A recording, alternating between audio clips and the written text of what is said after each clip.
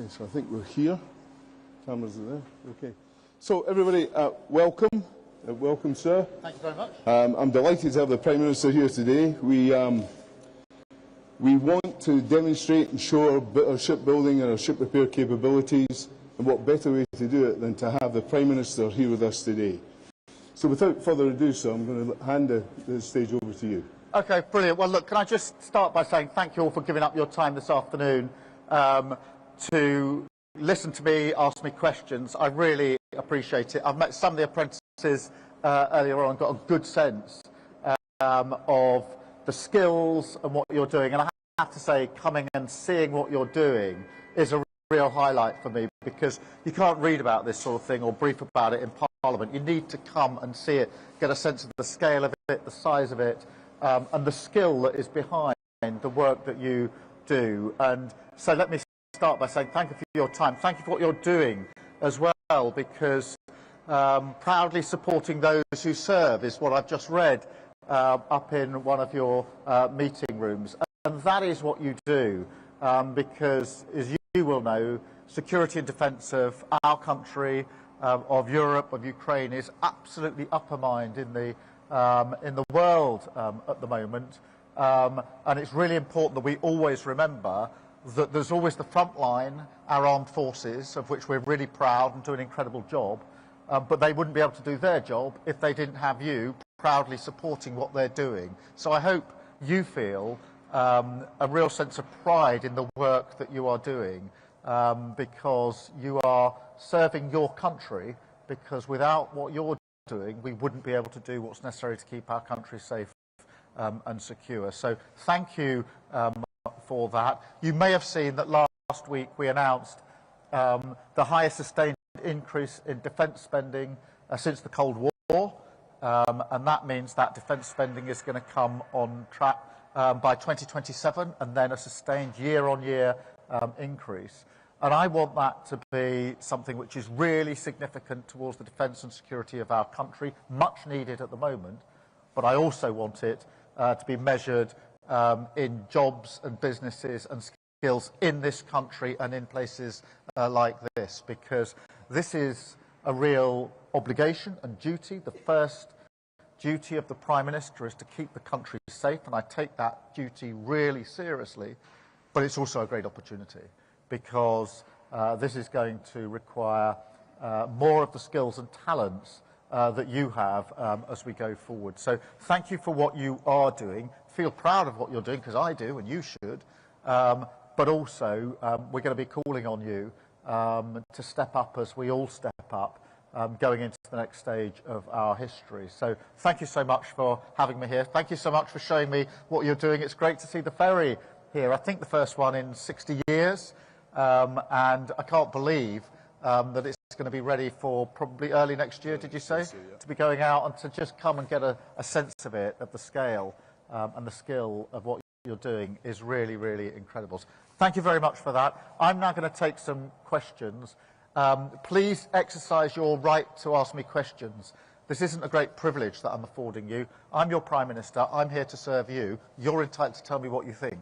And I want you to do that, because we're here as a government to serve you, and that means your views matter to me. We've got Ali McGovern here, who's the Minister for Employment and also the local constituency MP. So in addition to any questions you've got for me, if you've got any issues beyond that or about the constituency, Ali is going to be here to take those questions as well. So please, if you've got anybody who wants to kick... And by the way, ask me about what you're doing here, ask me about defence, but ask me about something else if you want.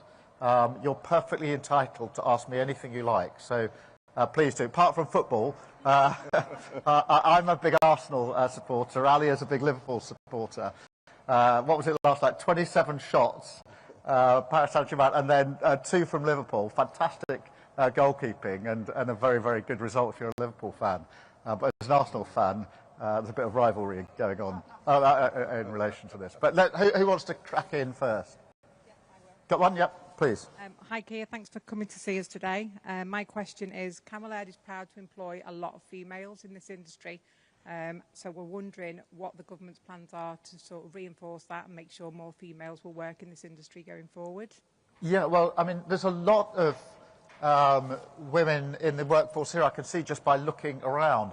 And I think that reinforces the point that I would make, which is these are jobs where we should encourage women to come and work, and where we should have aspiration for everybody to come and work. And I think, in a sense, my words are important on this, but what you're doing is equally important on this. And I hope that all of you are able to spend at least some time going into schools and colleges and telling young girls what you're doing, because I think there will be quite a lot of young girls who wouldn't necessarily think this is the sort of job I might want to go into. And if they see you, or even better, come and bring them here and show them what you're doing. And that's a wider thing I was talking to apprentices about this morning.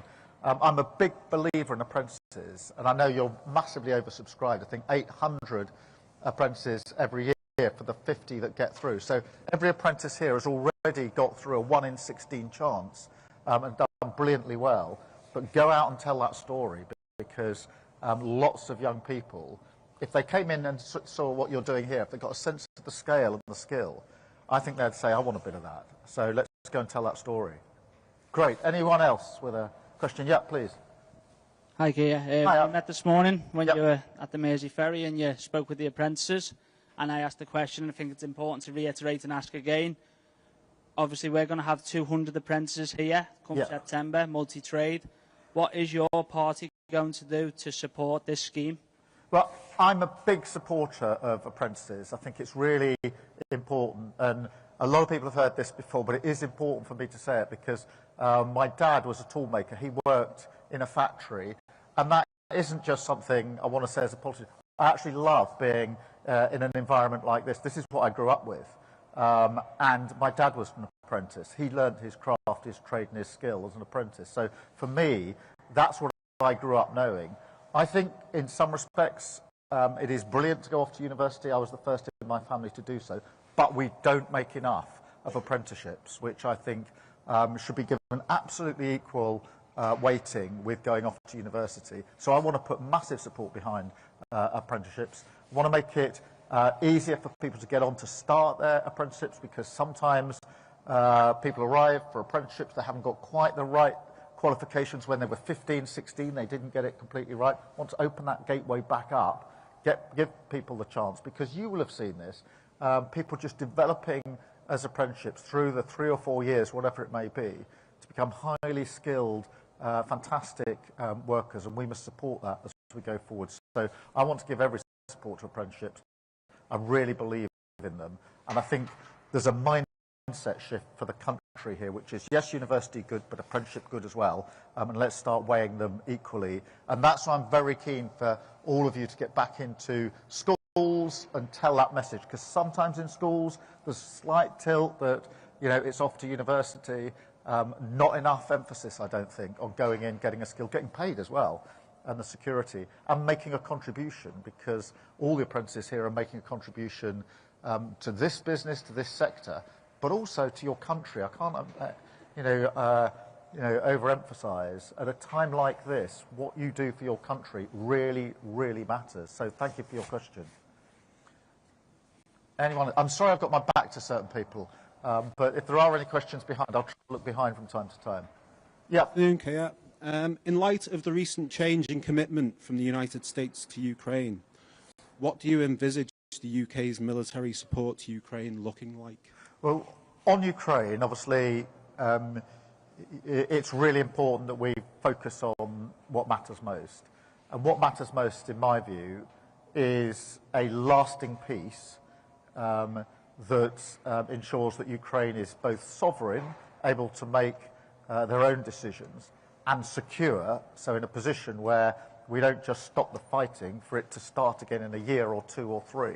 For that to happen, obviously, it's important that we are all focused on that, and it is important that if there is a deal, and we don't know there will be, that we defend the deal.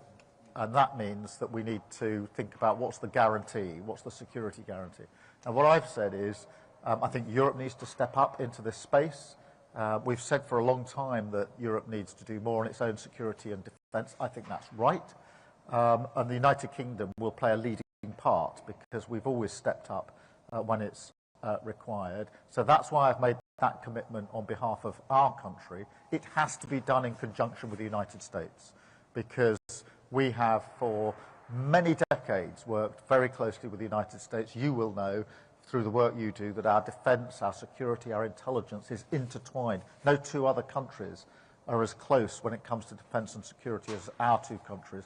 So we want to do this in conjunction with the United States, because it's that ability to work with the United States and with our European partners that has kept the peace for 80 years now.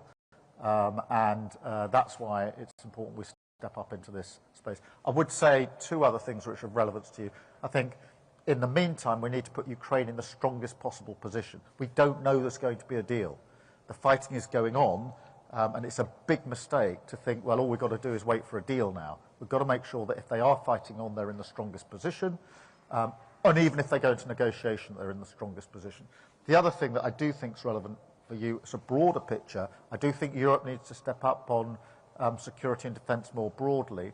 And I want to win contracts for you and others as that happens, because as the whole of Europe steps up, and I do think it will, that means it's not just the demands, as it were, of our government, it's other governments as well will be looking around to see, well, where can we place our orders for the capability we need? And I know we're good enough, we're leading enough in this country to say you should be putting your orders with us. So I'm envisaging a period, and I hope for a period, where there'll be even more work coming down the track for you, and you may need to increase the number of apprentices from whatever, it's 50 a year, isn't it? I think. Yeah. Right, anywhere else? Anywhere to the sides or behind? Got a question? Sorry, where are we? Over here. Apologies. Hi, you just touched on it a little bit then. Investments in the UK shipbuilding is key if we are to compete on the world stage. Do you see shipbuilding as a priority, and what are you going to do about it? I think as we go forward with defence and security, we're going to have to press forward on sea, on air, on land. If you look at the Ukraine conflict, it's clear that maritime, what we're doing at sea, has been a huge part of that.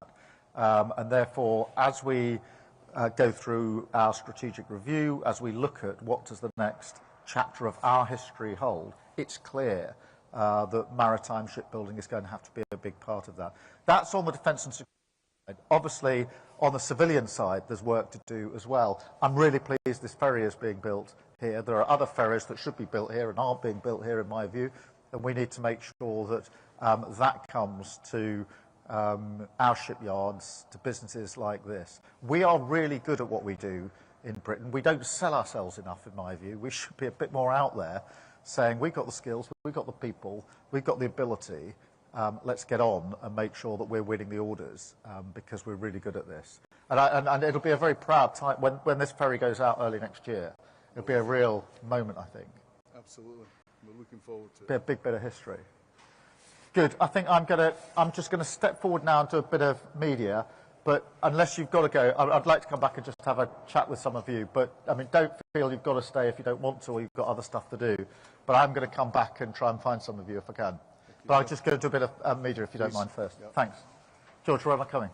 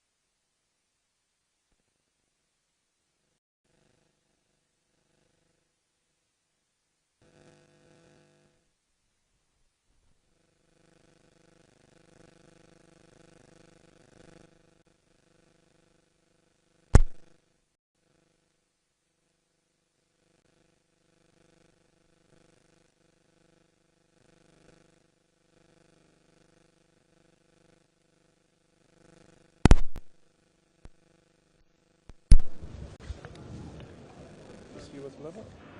1, 2, 3, 4, 5, 6, 7, 8, 9, 10, 11, 12, 1, 2, 3, 4, 5, 6, 7, 8, 9, 10, 1, 2, 3, 4, 5. That's the microphone.